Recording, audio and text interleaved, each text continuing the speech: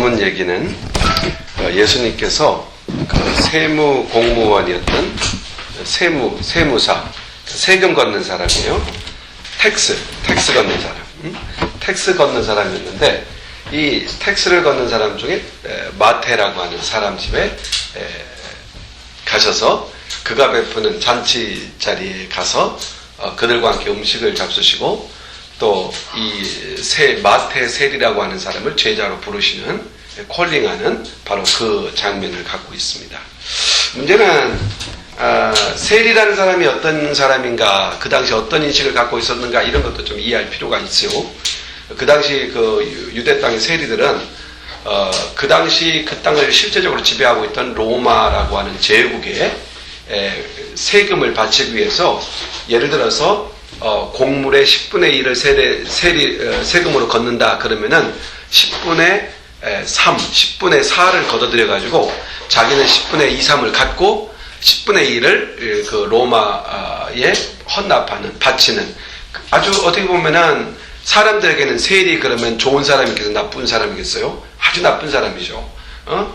나쁜 사람이었죠. 근데 이런 세리의 집에 예수님이 방문하신 것에 대해서 그 바리새인들은 이해가 되지 않았어요. 그래서 바리새인들은 그들이 갖고 있는 상식으로 어떻게 하나님께로 오신 사람이라고 하는 당신이, 또 하나님의 아들이라고 하는 당신이, 또 하나님의 말씀을 전하러 왔고 그의 뜻을 이루어 왔다고 하는 당신이 어떻게 죄인들과, 세리와 같은 죄인들과 어울려서 함께 지낼 수 있느냐, 이렇게 문제 제기를 하기 시작했어요. 좀 하나님의 아들이라고 말했으면 품위를 지켜야 되지 해야 되지 않겠느냐, 좀 수준 있는 바리새인들과 같은 귀족들과 함께 어울려야지, 이렇게 죄인들, 세리들, 창기들, 이런 사람들에게 다가가서 그들과 함께 한다는 것은 이건 어울리지 않는 일이다 라고 하면서 예수님을 비난하고 비판하는 그런 상황이었습니다. 그때 우리 주님께서 하신 대답이 오늘 본문에 나오죠. 여기에 이렇게 나옵니다. 건강한 자에게는 의원이 쓸데없고 병든 자라에게야 쓸데가 있느니라, 이렇게 답변하세요. 참 이해가 좀 틀린 말씀이죠. 관점이 다른 관점인 것 같죠. 그러나 이 말은 같은 말이에요. 먼저 건강한 자에게는 의원이 쓸데없고, 이 말은 건강한 자는 누구를 말해요? 스스로 자기가 되었다고 생각하는, 자기가 인격자라고 생각하는 그런 바리새인들, 그들에게는 의원이 필요 없고, 건강한 자에게는 의원이 필요 없고, 오히려 병든 자라에게야. 병든 자는 누구예요? 죄인 취급받고 가난하고 힘들고 천대받고 이런 가난한 사람들, 이런 병든 사람에게야 의원이 누굽니까? 예수 그리스도 자신을 이야기하는 거예요. 의원은 바로 병든 자에게 필요한 것처럼 지금 나는 의원으로 여기에 왔다. 나는 사람을 고치러 왔다. 그러니 바리새인 너희들은 건강하다고 하니 의원이 필요 없겠구나. 그러나 세리는 의원이 필요하다. 죄인들은 의원이 필요하다. 이렇게 주님께서 그들에게 반문하신 것입니다. 정확하게 자신의 오신 목적을 이야기하신 겁니다. 그런데 성경에서는 죄에 대하여서는 단 한 군데도 칭찬하거나 두둔한 적이 없습니다. 오히려 성경은 죄에 대하여서 멸망의 원인이고 심판을 받아야 하는 것이며 결과적으로는 영원한 저주를 받게 되는 것이 죄라고 성경은 가르쳐줍니다. 그러나 자신은 죄가 없고 깨끗하고 의롭다고 여기면서 다른 사람을 죄인으로 정죄하는 것에 대해서는 성경은 엄격하게 규제합니다. 그런 것에 대하여 철저하게 금합니다. 마태복음 7장에 보면은 특별히 이 비판에 관한 문제를 다루고 있는데, 마태복음 7장에 보면 비판하지 말아라 이런 말씀이 나오는데 3절에 보면 이런 말씀이 나와요. 어찌하여 형제의 눈 속에 있는 티는 보고 내 눈 속에 있는 들보는 깨닫지 못하느냐, 그렇게 말씀하세요. 자, 형제, 다른 사람의 눈 속에는 티, 조그만 먼지가 들어가 있고, 그래서 그 먼지 들어간 것은 네가 잘 보면서 내 눈 속에는 들보가 뭐냐면 큰 기둥들을 말하는 거예요. 기둥으로 쓸만한 큰 나무 토막, 그런 큰 나무 토막 같은 것이 네 눈에 있는 것은 왜 깨닫지 못하느냐? 주님께서 그렇게 지적하시는 것을 보게 됩니다. 그러시면서 5절에 가서 보면 이런 말씀하세요. 외식하는 자여, 자기는 들보가 있으면서 다른 사람이 티를 지적하는 이 외식하는 자여, 먼저 내 눈 속에서 들보를 빼어내라. 그런 다음에야 밝히 보고 형제의 눈에 티를 이야기해라. 티를 빼내라. 다시 말해서 무슨 얘기입니까? 형제에게 티가 있는 게 아니고 자신의 들보가 눈에 들어있어서 그 들보 때문에 다른 사람들이 티가 있는 것처럼 보일 뿐이다. 이렇게 말씀하시는 겁니다. 마음의 눈이 어두워지면, 내 눈이 어두워지면 사물들이 다 어둡게 보이는 것이죠. 그래서 사람들이 이렇게 말하는 걸 보면 그 사람의 마음이 맑은지 어두운지를 금방 알 수가 있어요. 우리 눈이 선명하면 선명한 걸 보는 것처럼, 흐리면 다른 걸 볼 수 없는 것처럼, 마음이 어두우면 말이 어두워요. 마음이 어두우면, 마음이 거칠면 거친 말이 나와요. 그래서 마음의 눈이 어둡고 깨져 있고, 그러면 입에서 나오는 말도 깨진 말이 나오고 비난하는 말이 나오고 이렇게 안 좋은 말이 나오는 거예요. 이렇게 알아야 돼요. 아, 내가 그런 말이 나오는구나. 그러면 내 마음이 깨졌구나. 내 마음이 상했구나. 내 마음이 어둡구나. 이걸 알아야 돼요. 다른 사람이 때문에 내가 그런 불만을 터쳐 나오는 것이 아니라, 다른 사람이 잘못해서 그런 말이 나오는 게 아니라, 내 마음이 어두워서 형제의 좋은 면을 보지 못하고 나쁜 면만 보게 되는 것이라는 얘기입니다. 그래서 마음의 눈을 밝으면 사물의 눈도 밝아지죠. 자, 어떤 사람이 똑같은 예쁜 옷을 하나 사 입었어요. 그러면 어떤 사람이 볼 때는 참 이쁘다, 정말 이쁘구나, 참 잘 어울린다, 이렇게 말하는 사람 반면, 아유, 저것도 무슨 옷이야, 왜 갑자기 저런 옷을 차려입었을까, 그냥 평범하게 살지, 너무 튀네, 말하는 투가 좀 다른 사람도 있죠. 이게 그 사람의 마음이라는 얘기예요. 그 사람이 어떤 옷을 입었느냐가 중요한 게 아니라 그것을 보는 관점, 그것이 그 사람의 마음이라는 얘기입니다. 예수님을 반대하는 사람들은 한 번도 예수님에게 좋은 말 한 적 없습니다.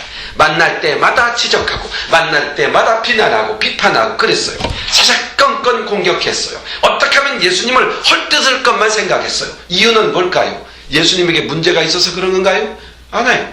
그것을 보는, 그렇게 비판하는 사람들의 마음이 삐뚤어졌죠. 마음이 어두웠던 것이죠.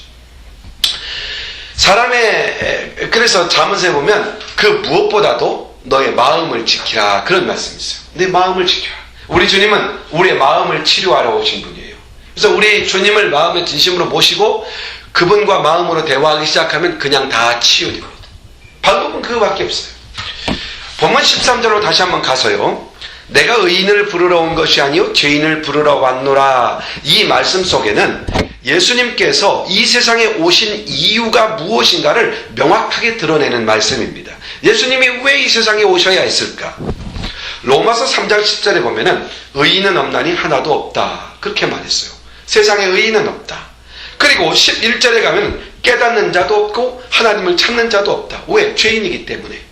그리고 더 나아가서 로마서 3장 23절에 보면은 모든 사람이 죄를 범하였음에 하나님의 영광에 이르지 못하더니, 모든 사람이 죄를 범하였다고 성경은 규정을 하고 있습니다.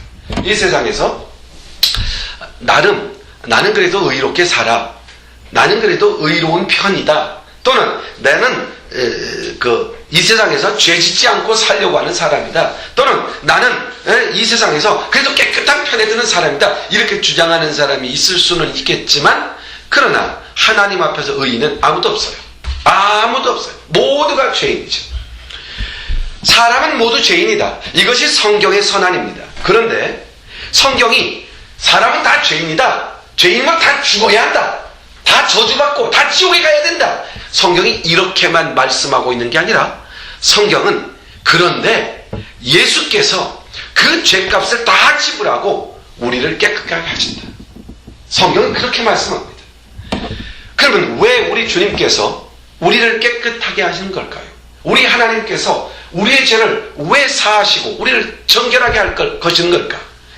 크게 두 가지를 딱 지목할 수 있어요. 첫째, 사랑해서입니다. 성경이 그렇게 말씀하세요. 우리를 사랑해서. 예를 들어 봅시다. 내 사랑하는 딸이 밖에서 진흙탕 잔뜩 묻혀가지고 더럽게 하고 다닌다면 아빠가 어떻게 하겠어요? 속상하죠. 얼른 데려다 깨끗이 씻어줘야죠. 이게 엄마 아빠가 하는 마음 아니겠어요? 이게 사랑입니다. 사랑하는 딸이 그렇게 있는데도 본청 맞추고 지난다면 이건 사랑하는 게 아니죠. 사랑하기 때문에 우리를 씻어주기를 원합니다. 그리고 중요한 게 있어요. 하나님의 나라를 데리고 들어가려고요. 우리를 이 땅에서만 살게 하지 않고 하나님의 나라에 하나님께서 우리와 함께 사시고자 우리의 죄를 씻으신 겁니다. 그런데 문제가 뭡니까? 우리가 죄인이라는 것이죠. 우리는 죄인이기 때문에 죄 있는 모습 그대로는 천국에 못 가요. 이게 법칙이기 때문에 그래요. 룰이기 때문에 그래요. 이게 하나님의 룰이에요.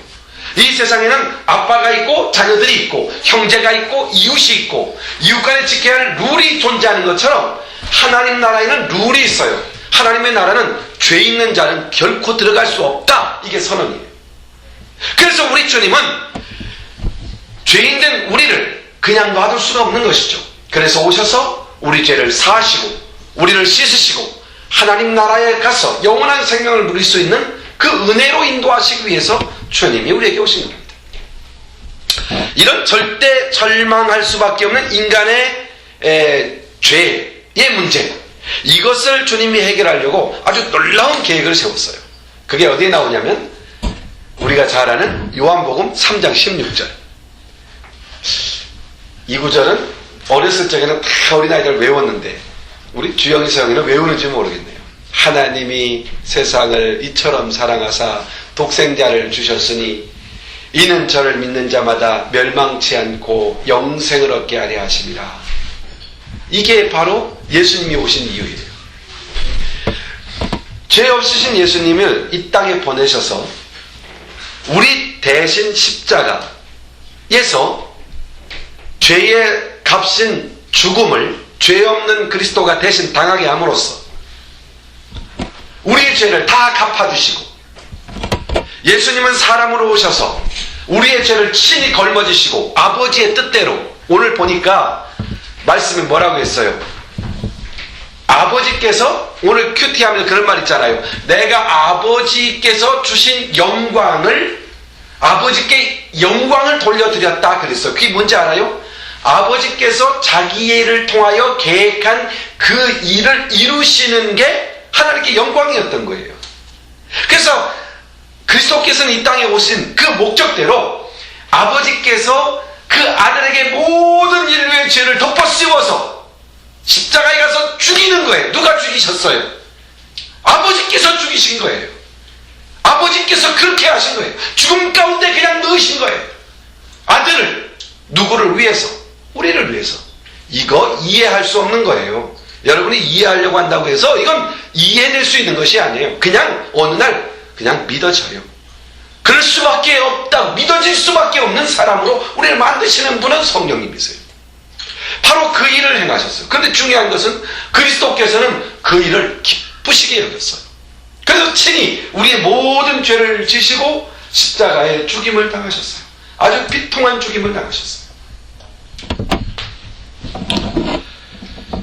예수님께서 사람으로 오셔서 우리의 모든 죄를 대신하여 십자가에 죽으셨다. 예수님이 내 죄값을 지불하셨다라는 이 사실을 믿고 받아들이고 인정하는 사람에게 하나님은 구원을 선물로 주신 겁니다.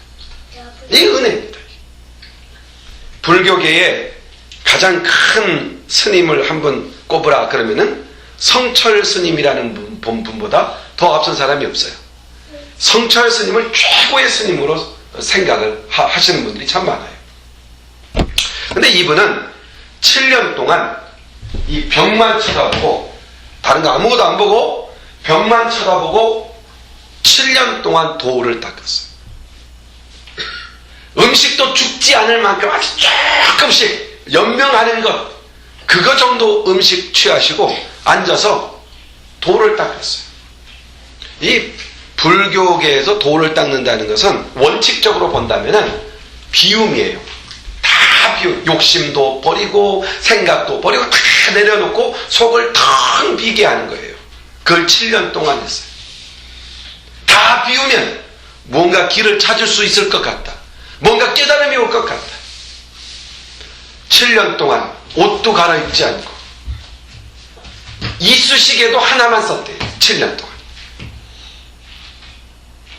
위생상 좀 문제가 있긴 있겠습니다만 하여튼 그렇게 집중했다는 얘기예요.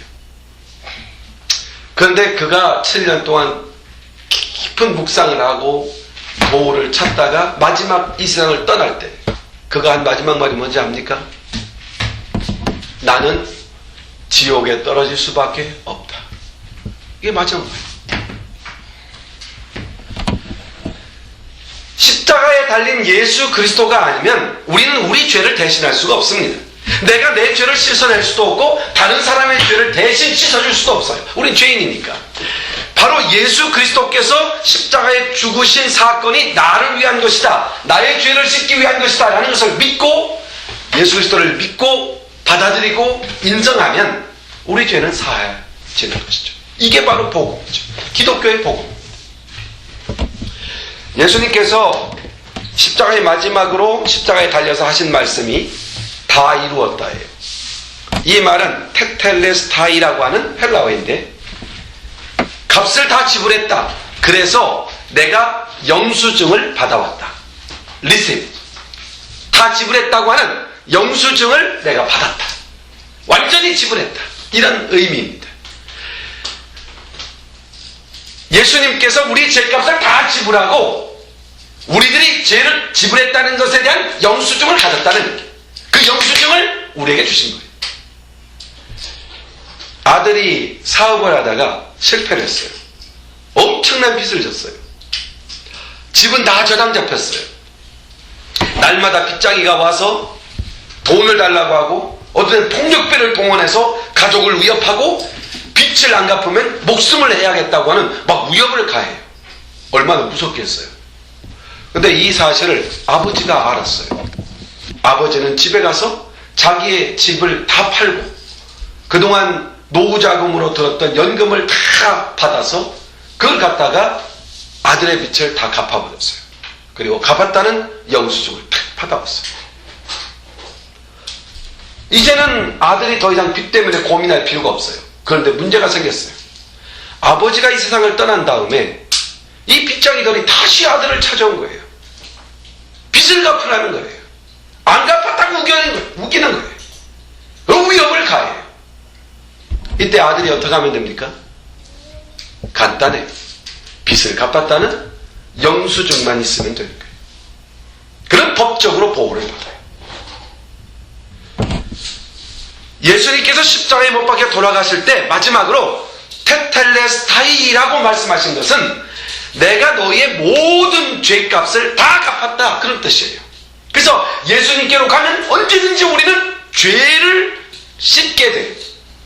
예수님만 딱 가면 예수님의 이름을 의지하고 예수님께로 가면 어떤 죄든 씻음받지 못할 죄가 없다는 얘기예요. 그게 우리 그리스도인들. 이게 바로 그리스도인이 되었다고 하는 사람들이 갖는 거예요. 예수님께서 내가 그 사람의 죄값을 다 갚았다. 빚을 갚고 이제 영수증 처리까지 다 했다. 구원의 조건은 딱 하나예요. 이렇게 나를 위해서 죽으시고 부활하신 예수 그리스도를, 이 십자가 사건을 내가 믿고 있느냐. 죽으신 예수님을 인정하고 받아들이느냐. 바로 이것이 복음이에요. 여기에 구원이 있어요. 나를 위해 죽으시고 그 죽음에서 우리를 위해 부활하신 예수 그리스도는 우리가 제 아무리 더럽다 하더라도, 우리가 아무리 추한 죄를 졌다 할지라도 주님은 이 모든 죄에서 자유케 하시고 정결케 하실 수가 있어요. 그러므로 하나님이 깨끗게 하시면, 그리스도 안에 있으면 누구든지 다 깨끗해진다. 이것을 성경은 반복해서 이야기합니다. 어느 날 베드로에게 환상이 보였어요. 욥바에서 머물고 있는데 베드로에게 환상이 보였는데 하늘에서 뭐가 내려오냐면 여러 짐승들, 그러니까 구약에서 먹지 말라고 하는 짐승들이 딱 내려오는 거예요. 곤충, 짐승들이 쌓인 보자기가 내려와요. 베드로 앞에 쫙 펼쳐지더니 하늘에서 하나님의 음성이 들렸어요. 먹으라. 먹으라. 그러니까 그러니까 베드로가 하는 말이 이것은 하나님께서 금하신 부정한 음식들입니다. 제가 그것을 어떻게 먹겠습니까? 먹을 수 없습니다. 그때 하나님께서 말씀하셨어요. 내가 깨끗하게 한 것을 내가 악하다 하느냐? 하나님이 깨끗게 하시면 깨끗한 겁니다. 이게 무슨 뜻인지 알아요? 그 당시 유대인들은 이방인들을 다 죄인으로 봤어요. 유대인만 구원 얻고 이방인들은 다 죽는다, 지옥 간다 이렇게 생각했어요. 베드로에게 이방인을 깨끗게 하시는 분은 하나님이시고, 하나님이 깨끗게 하시면 이방인도 구원에 이르고, 유대인이 아무리 유대인이라 할지라도 하나님이 깨끗게 하지 않으면 유대인도 지옥에 가는 것이다. 깨끗게 하시는 이는 오직 하나님께 있는 것이다. 예수님이 오셔서 뭐라고 했어요? 내게 준 자들을, 아버지께서 내게 준 자들을 위하여 내가 죽었고 내가 부활하였고 내가 그들을 깨끗게 하였습니다. 아버지께서 주신 자는 유대인도 아니고 이방인도 아니고 누굽니까? 유다인이든 이방인이든 예수 그리스도의 복음을 믿고 영접하는 그 사람들입니다. 바로 그들을 위해서 그리스도는 죽으셨고 사신 것이죠. 지금도 그리스도 안에 있는 이 놀라운 은혜를, 이 죄사함의 은혜, 나의 죄를 그리스도께서 다 갚으셨다고 하는 이 사실의 은혜가 우리가 있기 때문에 우리에게 소망이 있는 거예요. 어떤 가운데서든지 용기를 갖고 비전을 바라볼 수 있고 하나님의 나라를 향해 나갈 수 있고 쓰러진 자리에서도 절망하지 않을 수 있는 것이죠. 그런데 지금 그리스도 안에 있는 우리에게 넌 아니다, 넌 죄인이다, 넌 희망이 없다, 이렇게 하면서 공격하는 세력들이 있습니다. 누굽니까? 마귀입니다. 사탄입니다. 사탄은 그 일을 합니다. 사탄은 하나님의 존재를 부인합니다. 그래 하나님이 없다고 말하게 만듭니다. 사탄은 십자가를 통한 죄사함을 부정합니다. 십자가에 달려 죽은 예수 그리스도가 어떻게 우리 죄를 사할 수 있느냐고 막 부정합니다. 또 어떻게 예수를 믿으면 모든 죄가 씻겨지고 영원히 죽지 않는 영원한 생명을 가질 수 있느냐라고 의심을 일으키면서 그것을 믿는 자들을 조롱합니다. 그래서 우리가 하나님의 자녀라는 사실조차도 의심하게 만들어버립니다. 누가 하는 일입니까? 사단이 하는 일입니다. 우리는 이 사탄의 시험에 빠져서는 안 돼요. 대개 문제를 제기하는 사람들을 보면 문제를 해결할 열쇠가 있기 때문에 문제를 제기하는 게 아니라 그냥 문제를 제기하는 것을 부셔버리는 걸로 끝나요. 잘 보세요. 회사 같은 데서 회의를 하고 어떤 조직에서 일할 때 보면 비판하는 사람들은 대안이 있어서 비판하는 게 아니라 무조건 부셔버리려고 배판해요. 그리고 부시고 그 자리에 자기가 앉겠다는 거예요. 사탄이 그래요. 이 세상에서 모든 사람들은 영생을 갖기 원해요. 영생을 가질 길을 알지 못해요. 영생은 하나님께만 있어요. 그 사실을 우리는 알아요. 그런데 사탄이 와서 말해요. 사람에게 영생이 없다고 말해요. 이 세상에 국회라고 하는 국회의원들이나 또는 대통령이나 정부 고위 관직들에게는 특별히 이런 특권이 있는데 그게 뭐냐면 불체포 특권이라는 게 있어요. 불체포 특권. 예를 들어 국회의원들이 회의를 열고 있으면은 아무리 그가 죄인이라는 게 명백해도 그를 갖다가 추측으로 그들을 혐의를 씌워서 체포할 수가 없어요. 이게 1603년도에 영국에서 시작된 법인데 이미 미국에서도 그 법을 받아들였고 웬만한 법치국가에서 다 받아들이고 있는 법이에요. 그런데 아무리 불체포 특권, 불체포가 뭐예요? 가서 그가 잘못했을 때 잡아서 신문할 수 있는 거예요. 그런데 그런 특권을 가지고 있는 국회의원이라도 죄가 명백하면 체포할 수가 있는 겁니다. 그런데 우리 크리스찬들은 불체포 특권이 아니라 죄에 대하여 전면적인 면책을 받은 특권을 갖고 있어요. 아예 죄에 대하여 완전히 죄는 더 이상 우리에게 넌 죄인이다 라고 칭할 수 없는 그런 절제적 특권을 우리는 갖고 있는 것이라니, 이게 그리스도인들이에요. 그 누구도 이것을 넘어설 수 없어요. 이것은 하나님께서 우리에게 주신 겁니다. 그리스도의 십자가 사건이 바로 그런 놀라운 역사들을 우리에게 허락한 것이죠. 어떤 사람들은 이런 얘기 들면, 그러면은 죄에 대하여 면책특권이 있으니까 죄를 지으면 살면 되겠네 라고 생각하지만 그렇지가 않아요. 죄에서 단절된 사람이 있기 때문에 죄를 지으면은 그 죄 속에서 살 수 있는 사람이 되지 못해요. 즉, 물고기가 물을 떠나서 살 수 없는 것처럼 그리스도인은 죄 속에서는 살 수 없는 존재가 되어버린 거예요. 죄에 스쳐가죠. 죄의 상처를 입죠. 그러나 우리는 그리스도께 와서 씻음 받아야만 사는 사람들이에요. 이게 그리스도인들이에요.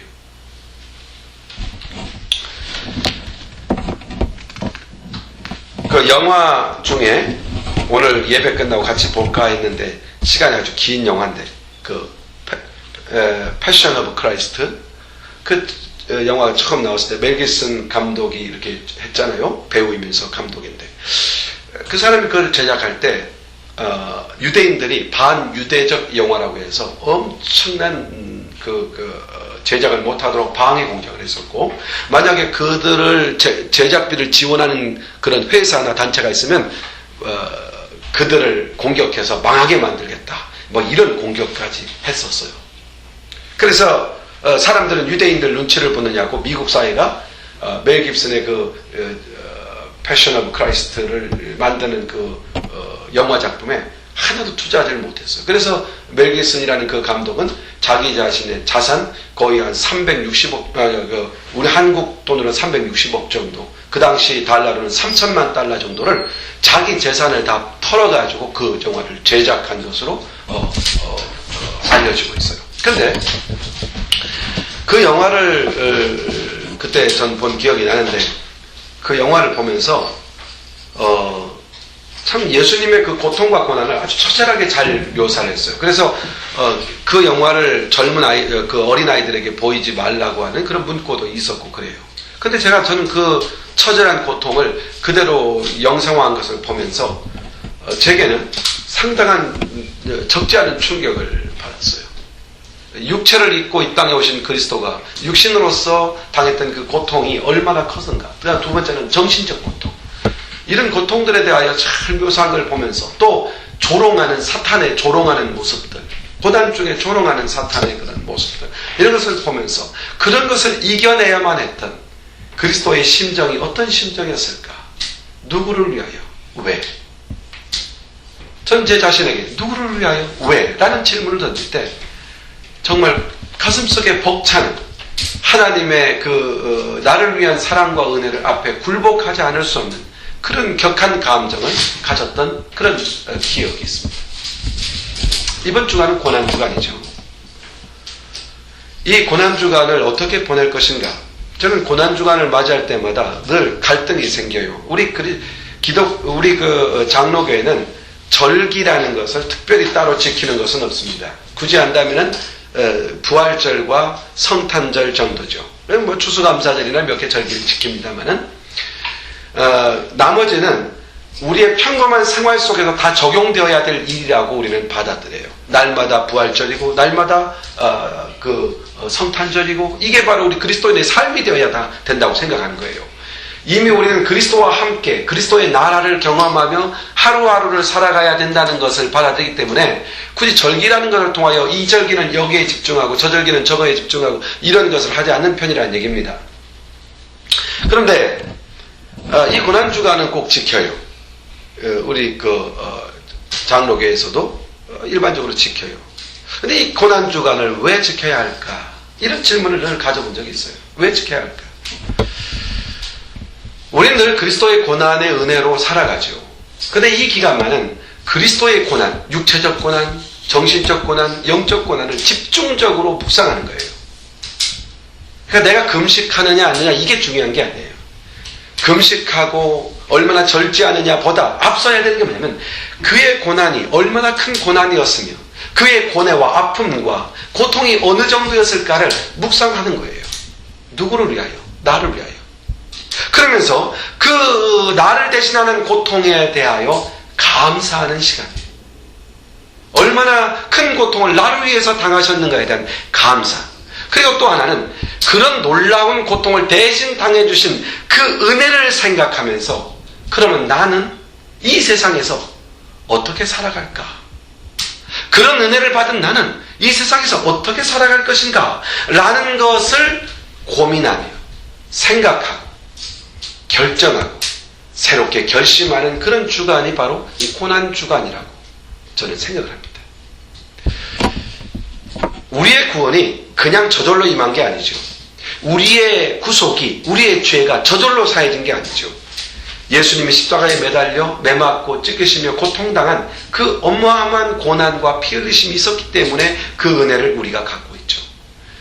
그 은혜로 내가 사죄의 특권을 받았고 이제 세상에서 살다가 죄가 하나라도 보이면 오 주님 하고 무릎 꿇으면 언제든지 사해 주시는 기가 막힌 은혜 아닙니까?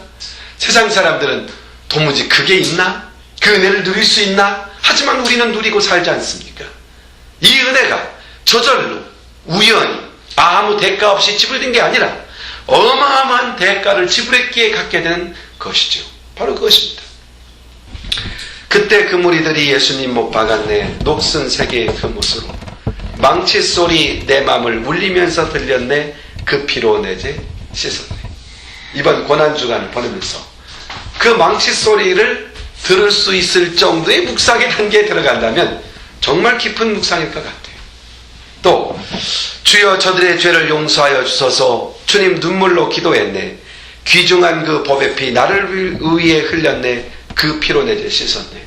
예수님께서 그 고통 가운데 흘리셨던 핏방울 한 방울 한 방울이 얼마나 그의 깊은 고뇌와 고통과 아픔 속에서 흘리신 것인가를 묵상할 수 있는 시간을 갖는 것이죠. 비웃는 저 무리들 주의 옷 벗긴 후에 주님 몸 깊이 찔렀네. 귀중한 그 보배 피. 그것을 비웃어요. 네가 하나님께로 왔느냐? 네가 하나님의 아들이냐? 그렇다면 십자가에서 뛰어내려라. 지금 우리 주님은 자기의 영광을 위해서 왔다면 십자가에 내려와야죠. 그렇죠? 그런데 지금 예수님의 고백처럼 누구의 영광입니까?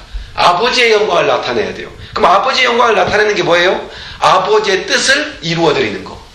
아버지의 뜻이 뭐예요? 우리 모두의 죄를 지고 십자가에 죽으시는 거예요. 조롱받고 비난받고 고통받고 이렇게 죽으시는 거예요. 아버지의 말씀이기에 그대로 순종함으로 아버지를 영화롭게 하겠다는 것. 이게 주님의 뜻이죠. 그렇다면 그의 말씀을 따라 순종함으로 우리의 구원을 이루셨어요. 그게 아버지의 뜻이에요.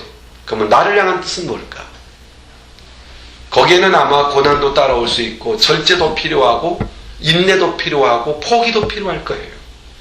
그것을 배우는 시간이 이 고난의 절기에서 좀 더 깊이 배울 수 있다고 봅니다.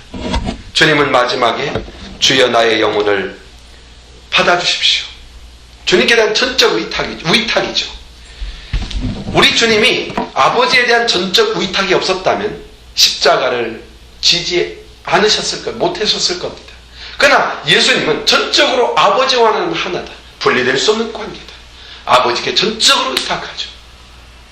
그리고 3일 후에 그리스도는 부활의 영광으로 그 영광의 모습을 드러냅니다. 내 죄를 사하기 위해 오셨고 죽으셨고 의인을 부르러 온 것이 아니라 죄인을 부르러 오신 예수님.